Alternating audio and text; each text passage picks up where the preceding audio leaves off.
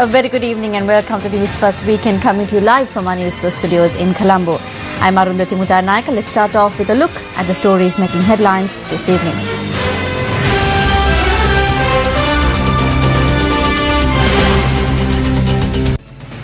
Over 1 million affected by dry weather. Trincomalee and Batticaloa the most affected. Sahanayatra with relief for the affected reaches the areas impacted by the dry weather. Minister P. Harrison comments on the former US president. Obama අලුත් එක්කෙනාට වැඩ කරන්න කියලා එතුමා විශ්‍රාම ගත්තා. මේ රටේ තෝක සිද්ධ වුණා නම් මෛත්‍රීපාල සිරිසේන මැතිතුමාට මේ කාර්ය භාරය හොඳින් කරගෙන යන්න පුළුවන්. Comments made on rising again in the political sphere. නැගිටින්න හදන්නේ නැවතත් වරක් හොරා ගන්න. राष्ट्रीय संविधानයේ කෙරුවොත් මේ රටේ ජනතාව බුද්ධිමත් ජනතාවක් තීන්දුවක් දීලා තියෙන්නේ. ඒ තීන්දුවත් එක්ක මම හිතන්නේ මේ රටේ ජනතාව ඉන්නවා. President Maithripala Sirisena says provisions for research in the fields of plantations, health and fisheries will be enhanced. He was speaking at an event at the Tea Research Institute of Sri Lanka in Thalawakele. The event was held to mark 92 years since the establishment of the Tea Research Institute of Sri Lanka. Inaugurated in 1925, the Thalawakele Tea Research Institute is considered as the second oldest tea research institute in the world. The President opened the information center at the institute today. When it comes to the plantation sector, there are political issues, there are economical issues, social issues and health issues. It is extremely complex. However, as a government, we are providing solutions to these issues.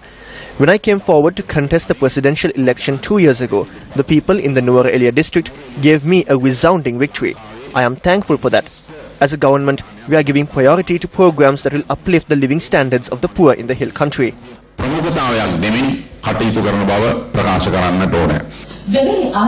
The President also commented on an incident that he had to face en route to the event. When the aircraft I was travelling in from Colombo made a stop in Kottapulla, I spoke to the people in the area. I asked the children of the shortcomings that they face. Even before I completed my question, they said the school does not have any sanitary facility. I told them that I will ensure it is done by next week. They said the hospital does not have an ambulance. I told them that I will dispatch one in the coming days. I am happy that I am able to inquire into the issues and provide solutions to them. I asked for the other issues that they face. They said the water is provided to them only twice a day.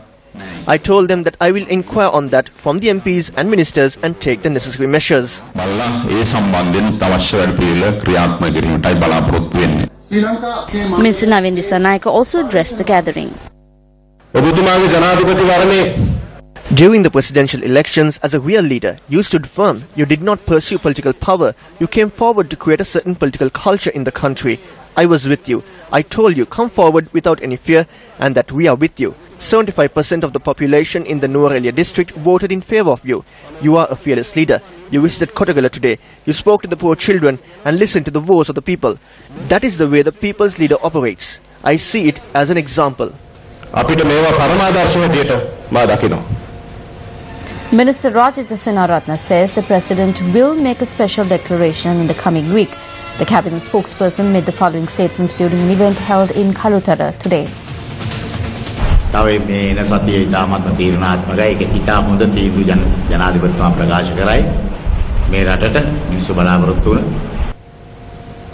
The number of persons impacted by the arid weather has exceeded 1 million, with the Disaster Management Centre classifying the Trincomalee and Batticaloa districts as the most affected. Many of the affected are suffering without access to drinking water, and many farmlands have been destroyed due to insufficient water. This is today's situation of the Kalapitavava and Vadumaduwa tanks in the Salivava area in Puthalam. Farmlands of around 10 villages, including Ranavadapitiya, Halmillagahavawa and Dangaswava, are nourished from these two tanks. Incidentally, agriculture is the main source of income for the 300 plus families living in the area. Around 400 acres in the area are used for alternate crops, while paddy farming is done across 200 acres. Though these farmers have an esperance of good harvest, today their crops are dying before their very eyes due to the lack of water. Paddy is destroyed without sufficient water. We have no way to repay the bank loan. We spent a lot on the cultivations hoping to reap a better harvest. I am not sure if we will be able to survive. The crops are of no use. The drought is getting worse. We need assistance to get back on our feet. We do not have water to drink. The water level in the agriculture tank is at 2 feet. In a week or two, that will be lost as well. What actions has the Department of Agriculture taken on behalf of the farmers' community? The department has proposed for the 150,000 acres in the wet zone to be created in a manner where they can be cultivated until the yallah season in April. The government must provide a relief or 16,000 rupees per acre. The department will purchase the paddy from them.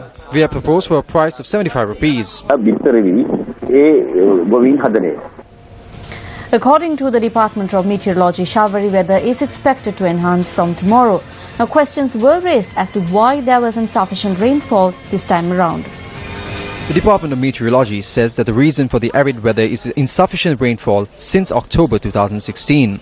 Though there were high expectations for the November northeastern monsoon, it too was not sufficient, making the situation even more worse. According to Dr. Tanchit Punyavardhana from the Department of Agriculture, though showers were experienced over the past few days in several areas, a sufficient rainfall can only be expected in another 2 months. We cannot have any hope that the current showers would ease the impact of the prevalent drought. The next major rainfall can be expected by the end of March or the beginning of April. If rice production drops, we will be able to import rice. The government cannot import water, so I request that water be used sparingly.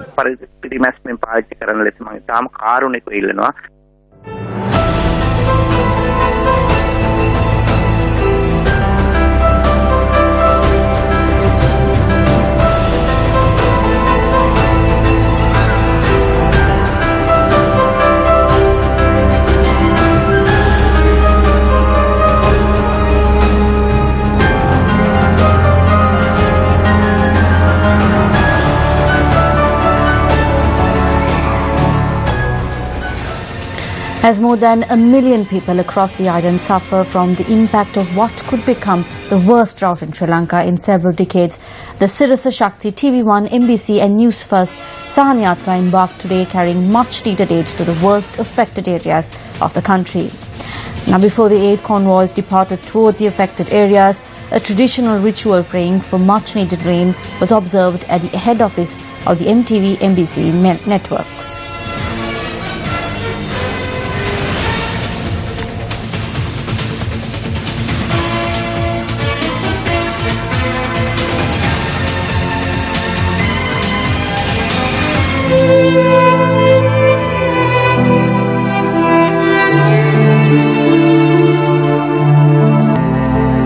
Following the opening ceremony, the 4 aid convoys embarked on their journey to the Monavargala, Hambantota, Batticaloa and Jaffna districts.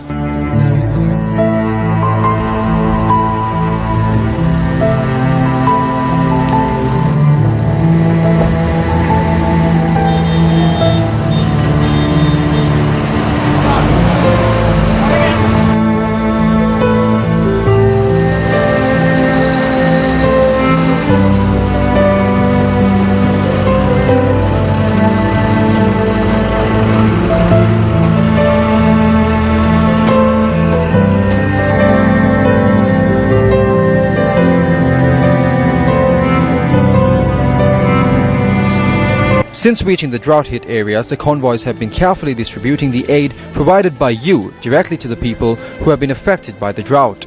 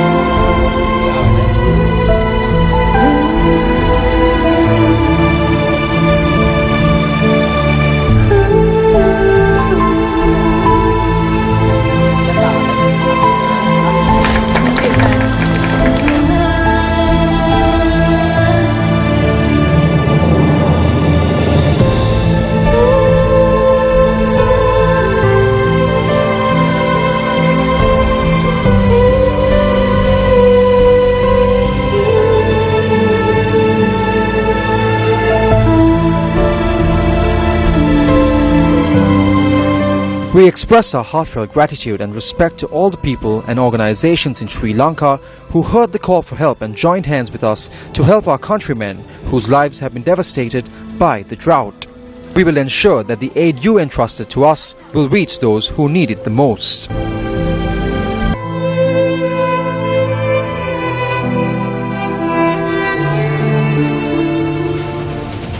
Minister P. Harrison commented on the Sahana Yatra initiative at an event held today.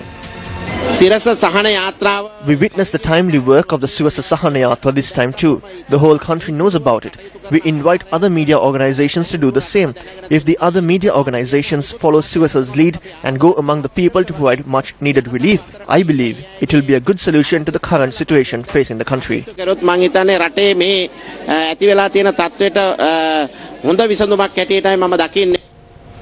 A groundbreaking ceremony for a new solar power plant in Ranmayurapura, Hambantota was held this morning under the auspices of Minister Ranjit Lapitiya.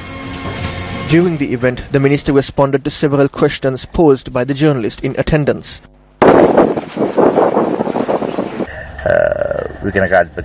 The Ministry Secretary submitted a report based on the report of the Auditor General to dissolve Lanka Coal and to hold discussions with the shareholders.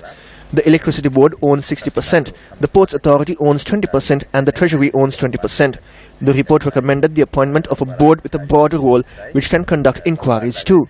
So we appointed an acting chairman and it is now functioning under the additional secretary to the Ministry of Menil Gunathilaka.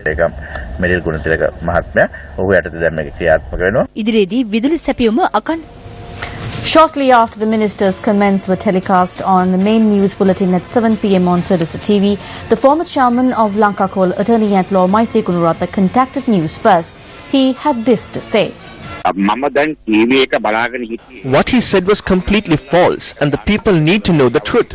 I do not agree with what was said at all and I am saddened that the minister is misleading our entire society in this way. The Supreme Court issued a decision on this. The Supreme Court determined that the procurement committee appointed by the cabinet had acted beyond their powers and misled the cabinet. The Honourable Minister did nothing regarding this. It was the Honourable Minister himself who submitted 2 cabinet papers which misled the cabinet. The Honourable Minister did not take any disciplinary action against the Secretary in this respect. Thereby, his story is unacceptable. It misleads society. I say a retired Supreme Court judge must be immediately appointed to investigate this. An organisation has already lodged a complaint on this matter with the Bribery Commission. The Bribery Commissioner has the power to arrest all these officials. The Auditor General's report says that losses running into the billions of rupees have been incurred through this. It is clear that post-2015, these losses have been incurred as a result of the decisions made by the Secretary and the Minister. I do not know why they went ahead with this even when we said don't. The people must decide.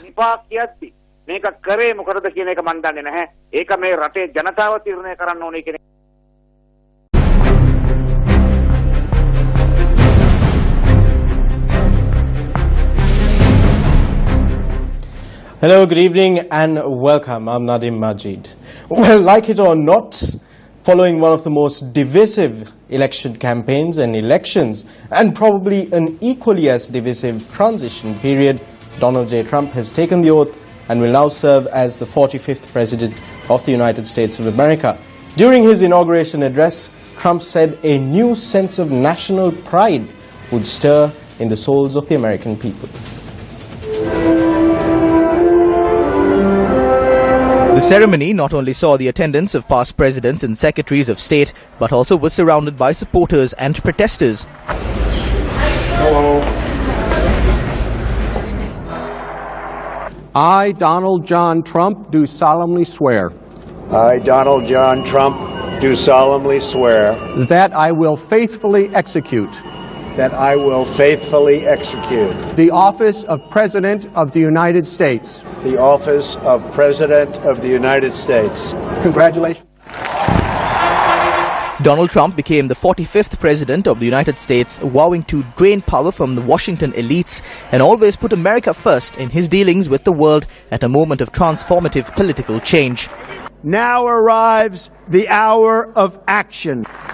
Do not allow anyone to tell you that it cannot be done. No challenge can match the heart and fight and spirit of America. We will not fail. our country will thrive and prosper again. We stand at the birth of a new millennium. A new national pride will stir our souls, lift our sights, and heal our divisions. It's time to remember that old wisdom our soldiers will never forget, that whether we are black or brown or white, we all bleed the same red blood of patriots. Mike Pence was sworn in as Vice President of the United States, succeeding Joe Biden. Michael Richard Pence.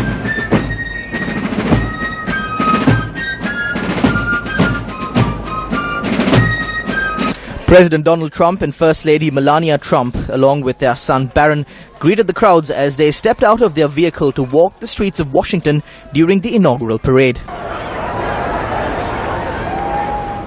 Well, the inauguration was not without incident, as was expected. 6 police officers were injured and 217 protesters were arrested after peaceful protests and coordinated disruptions descended into ugly street clashes. Black-clad anarchists smashed windows and clashed with police less than a mile from where Donald Trump took the oath of office. This march of roughly 500 people briefly turned violent. Lines of police dressed in riot gear and carrying batons faced off against masked protesters in the streets of the US Capitol. Police threw stun grenades and dispensed tear gas at protesters, while some protesters threw debris and lit small fires in the streets. A limousine was set ablaze in the streets of Washington, D.C. Protests also took place against Donald Trump across a number of countries as well.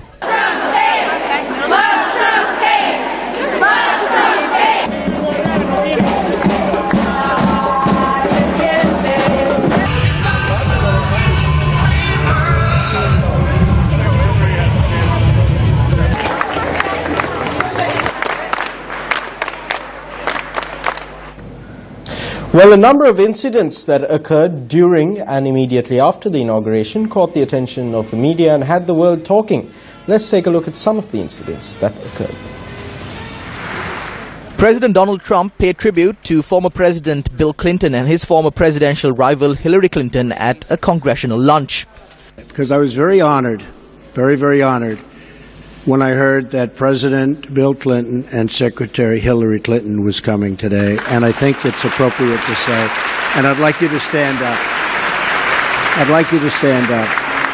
Shortly after the inauguration of US President Donald Trump, former President Barack Obama delivered some short remarks before boarding a US government jet en route to California. President Donald Trump signed his first executive order at the Oval Office shortly after his inaugural parade ended, directing agencies to ease the regulatory burdens associated with Obamacare as the US Congress determined how to repeal and replace the healthcare law. President Donald Trump and First Lady Melania Trump danced to My Way at the Liberty inaugural ball as they celebrated his first day in office. What I had to do, saw it through. As commentators tried to find the right expression to describe Donald Trump's inauguration, social media users believe Michelle Obama's facial expressions throughout the day said enough. From the moment the now former First Lady was handed a gift in an awkward meeting with the Trumps to when she listened to the new president's key address, Mrs. Obama did not look impressed. Well, wishes poured in from across the world for the new US president. Among them was President Maithripala Sirisena. In a tweet, President Maithripala Sirisena said he was looking forward to working with the new US president. Pope Francis congratulated President Trump on his inauguration in a letter. The Pope extended the new president good wishes and hoped that his decisions would be guided by the values that have helped shape the country.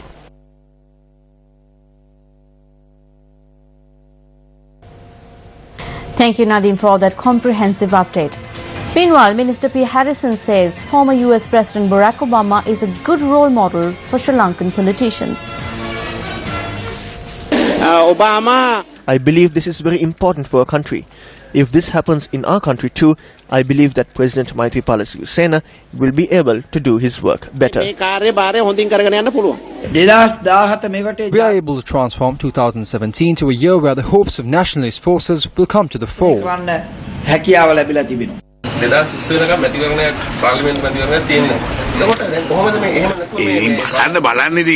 තියෙන හැටි බලා ගන්න පුළුවන් නේ කොහොමද කියලා.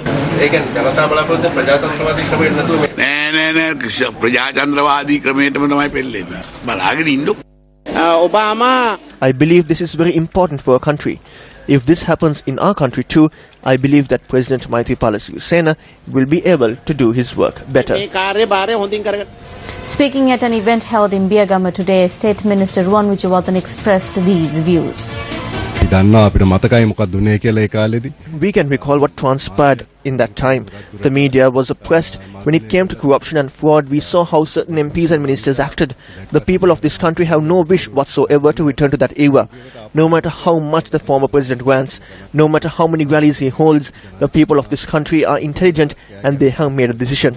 The people are standing by that decision. Building material and monetary aid were given to low-income families in the Mulkirikala division in the Madamurana area today under the auspices of Minister Sajith Premadasa. A donation was made for the community organization as well.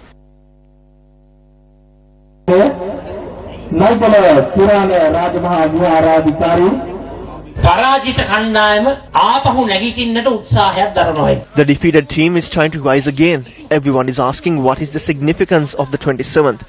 Do you know the reason? According to the information that I have got, there is a planetary change on that day. They believe that the change of positions of Saturn is to bring about a good period for the opposition. The astrologers who gave the dates for the presidential election are the ones who have made this prediction. I clearly state that they are once again trying to get up on the 27th to start robbing the country. If one wants to have revivals with rogues, you can do so on the 27th.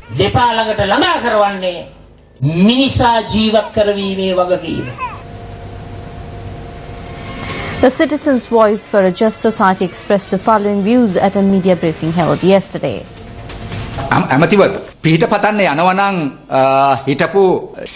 We have a question. Why are the ministers seeking the assistance of the former president? They are dealing with President Maithripala Sirisena and they turn around and deal with the former president Mahinda Rajapaksa. We feel like they are trying to prepare for a whole other deal. Our question is, what are they preparing for? If the Rajapaksas have any power, if the people agree and approve of them, they can say directly that the people request a Rajapaksa in power. But they cannot say it. They do not have the courage to say it. We are headed towards a situation where the chief ministers take political advice from Mahinda Rajapaksa. Mahinda Rajapaksa මහත්තයාගෙන් උපදෙස් ගන්න තැනකට දේශපාලන උපදෙස් ගන්න තැනකට මේ යමින් තියෙන්නේ. Minister S. P. Dissanayake presided over the event to inaugurate the construction of a bridge linking Unanpala and Navanaliya in Hanguranketha. No, they are our very own. They meet with us. Most of them meet with the president late in the evening. Therefore, it will not be an issue. Meanwhile, UNP MP Harshana Rajakarna expressed the following views at an event held in Kinidivela today. Anyone who went to school and passed maths will understand toppling a government. There are 225 in the parliament. The ruling party has a 2/3 majority. Mr. Rajapaksa will have to go home and topple the pots and pans instead of toppling a government. He won't succeed in toppling this government. TV1, the station that showcases the pulse of Sri Lanka's youth, celebrated their first birthday today.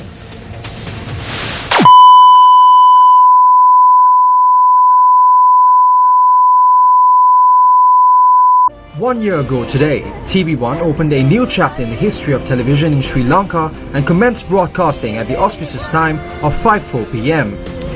The young channel joined the prestigious family of the MTV-NBC media network of the Capital Maharaja Organisation Limited.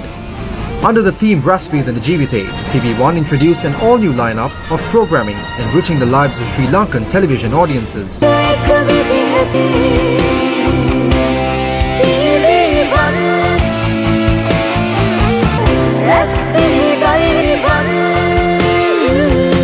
TV1 News quickly rose to popularity as a brand which highlighted impartiality and content.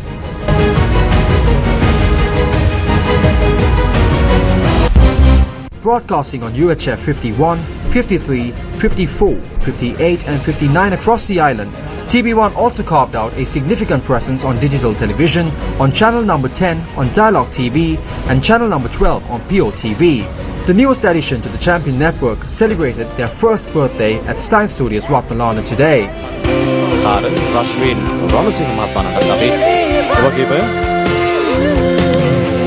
MTV නාලිකා ඉදිරිපත් කිරීම 2016 ජනවාරි මාස 21 වන දින මේ දැල්වූ පහන් සිලෙන් ආලෝකය වූ ආලෝකය. You see, the media-centric society we live in basically proves that more people are turning to media for knowledge and information and values that shape their daily lives. So we, as Sri Lanka's national broadcaster, basically what we want to do is empower audiences, youth audiences, and do what we do best in touching people's lives in this segment, because this is the next generation for Sri Lanka. I have been often asked whether this is a channel for youth. Of course, this is a channel for youth, but is it youth by age? It is. There is a young man always residing in our everybody's heart. TV1 is talking to that person, young at heart, and even the children, they want to be in that their youth. TV1 is talking to them. So it is the attitude, it is the identity of youth. That is TV1. I would say the young and energetic team had put us also into a different path, and the cultural changes they brought in helped us to really improve our work ethics, operational stuff, and all of that. This is only the beginning. We are ready to blaze a new trail and to continue with the journey. With this new beginning, there will be many more new programs.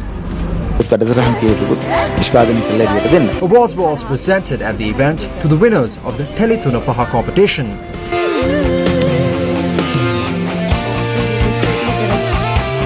Having already set a ratings record as the TV station that has shown the fastest growth within 1 year, we have set our sights on ever greater heights in our second year with a deep sense of gratitude for our viewers who have wholeheartedly embraced our identity.